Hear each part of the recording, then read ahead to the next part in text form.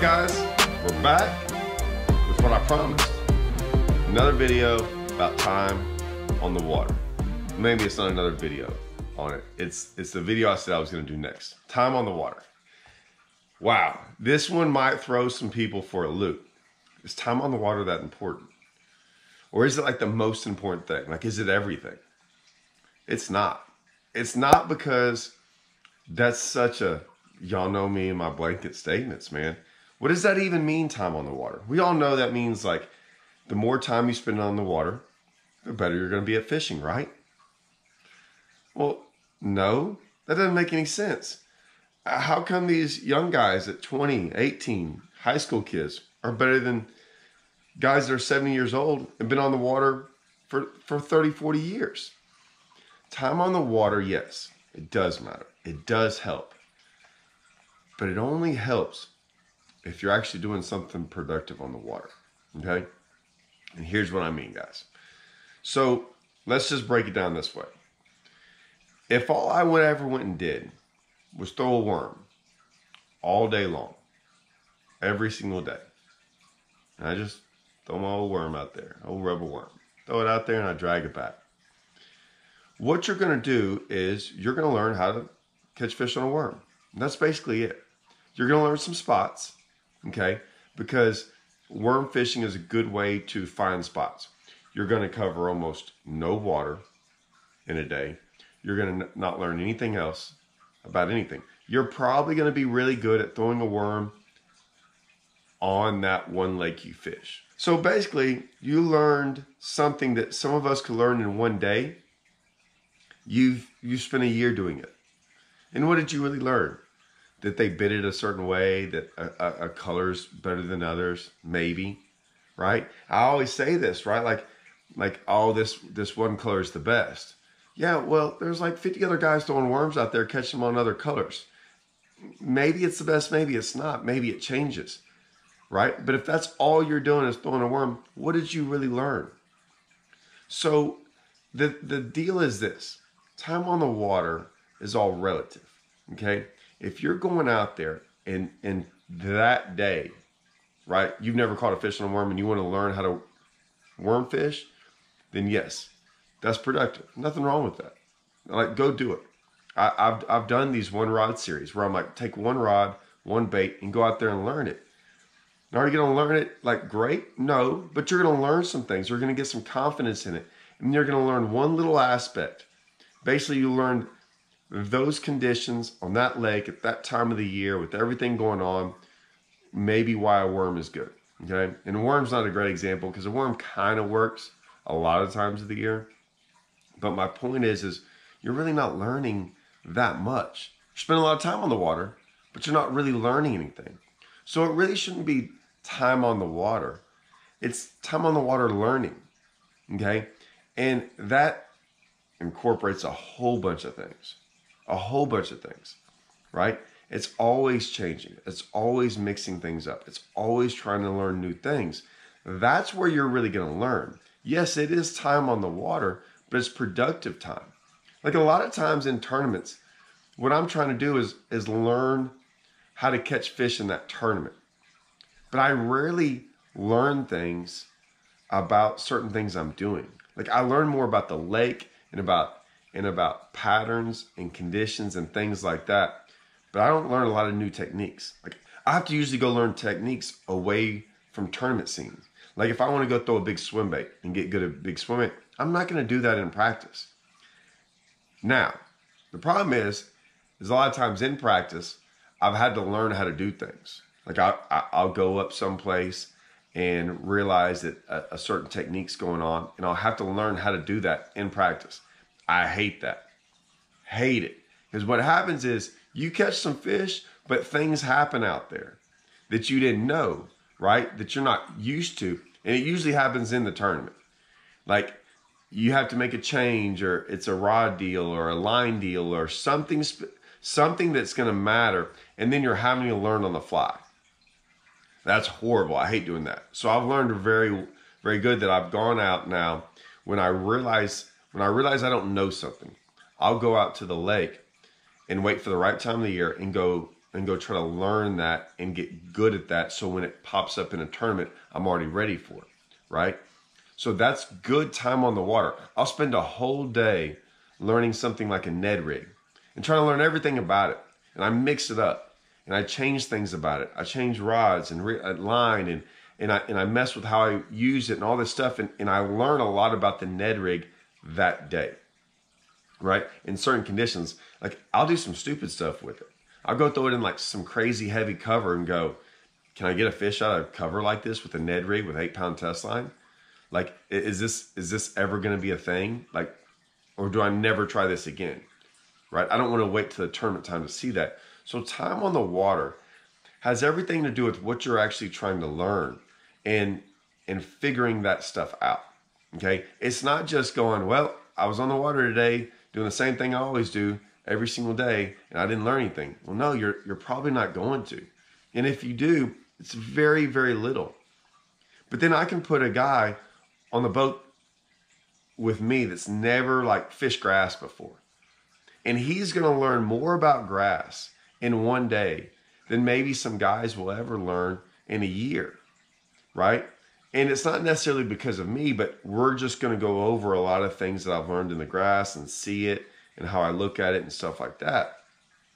But it's taken me like throwing thousands of baits for thousands of days in the grass and understanding the weather, the wind, all these different things. And it comes up. It comes up so many times. Even this past weekend, it's hard because what I've been able to figure out is we had a pattern going and the pattern went away. And a lot of times, I've been doing this a long time. And this way of fishing, and it was kind of some like wolf pack fishing where they were schooled up going down the bank. And a lot of times I hear this, you know, you'll hear things about certain things, right? Morning time, afternoon, right? Those two could come together. Like, do you get a bit more in the morning or more in the afternoon? Did you get a bit more when it was cloudy or when it was sunny? Did you get a bit more when it was windy or no wind? Did you get more because the bait was up there or the bait wasn't up there? Was bait around? All these different things. And if those fish leave that bank and they're not up there anymore, you're going to ask yourself, well, what changed? Right? And here's the problem. When you ask yourself what changed, you're going to look for anything because you need that, right? You need that comfort of knowing what went wrong. Why did those fish change? Well, man, it was blowing a little bit harder. Well, maybe. Well, it was in the morning time when I got bit. Now it's the afternoon or vice versa, or all these different things. And it took me a while to figure out because maybe there was almost no change in the weather, right? Or that you really think of. And I had to go back and go, no, man, it has nothing to do with that. It's the cold. I've seen the cold change that. Just and we're talking little, not like this crazy front. I'm talking about like the nights got 8 to 10 degrees colder. And you're going, well, that shouldn't matter. I know, but it did. And it moved them out away from the bank just a little bit. They still bit just as good.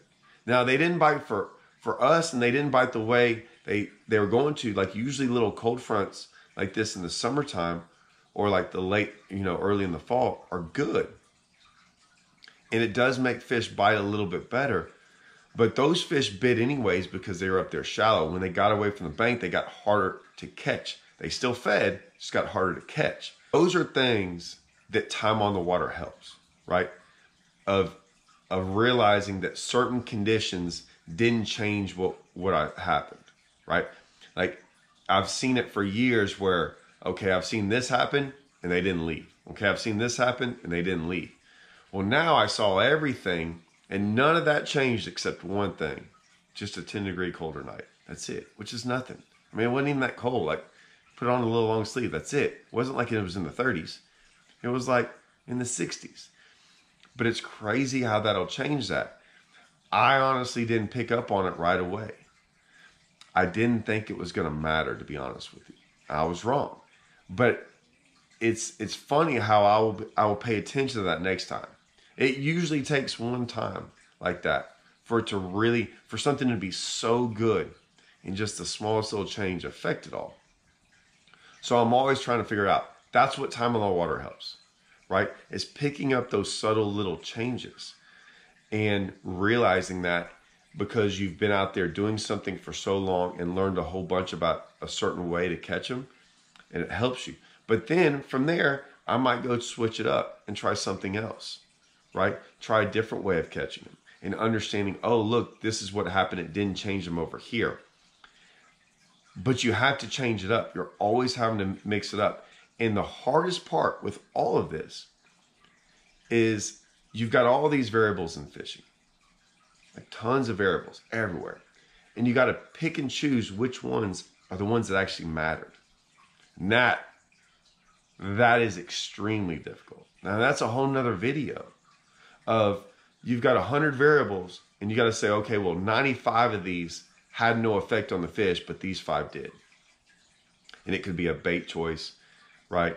It could be a timing deal. It could be some little subtle things from you catching 15 fish that day or 3, right? Or like just changing one little aspect and you find out some other guy smashed on him doing the same thing you were doing, but he just mixed it up one little bit. He figured out the change. That's where time on the water helps, is understanding when to change, when not to change, all these different things. If you're just out there not changing with anything and you're just throwing your worm out there no matter what, or you're going out there and throwing a crankbait no matter what, you're going to learn some things, but very little, because you're not adapting to what's going on. So some days you're like, man, I really caught him today, and other days you didn't. Well, I'm telling you, almost every day you can catch fish.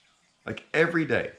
I don't believe, like every day you can go out there and catch fish. If you're not, something changed and you didn't change with it. Okay? That's where time on the water helps. You just doing the same thing doesn't help over and over again. So if so, don't knock me, guys. All right, I'm not picking on you, but the old man who fishes, the 70, that guy should be the best fisherman in the world because he has more time on the water than everyone else. But that's not the case. It's the guys who adapt and change and have learned to try to figure out how that day's happening. Not the day, hour to hour, everything, changing with it, learning, trying to figure out which variables matter, which ones don't, and remembering all that the next time. So when he sees it again, he can adapt again. He might have been wrong. He might have picked the wrong variable and he adapts again and it's wrong. He's like, okay, wait a minute. I have to go back and think. Maybe I was wrong in this, and go back through that whole situation again and try to adjust. That's what we do. That's you learning little things to help you further down the road. That's where I think time on the water is key.